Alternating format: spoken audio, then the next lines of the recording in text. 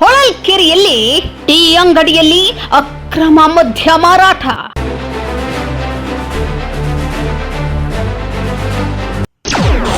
Permission ಇಲ್ಲ, ಯಾವುದೇ ಅನುಮತಿಯೂ ಇಲ್ಲ. ರಾಜಾರೋಷವಾಗಿ ನಡೆಯುತ್ತಿದೆ ಮದ್ಯ ಮಾರಾಟ.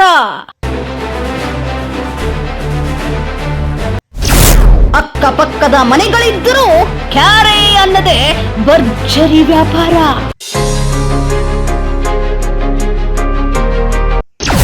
ಎಲ್ಲ ಗೊತ್ತಿದ್ದರೂ ಕಣ್ಣು ಮುಚ್ಚಿ ಕುಳಿತಿದ್ದೀರಾ ಚಿತ್ರದುರ್ಗ ಜಿಲ್ಲಾ ಅಬಕಾರಿ ಅಧೀಕ್ಷಕರು?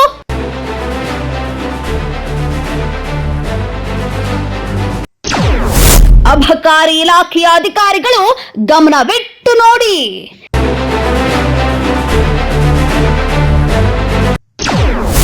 ಅಕ್ರಮ ಮದ್ಯ ಮಾರಾಟ ಮಾಡುವವರ ವಿರುದ್ಧ ಕ್ರಮ ಯಾವ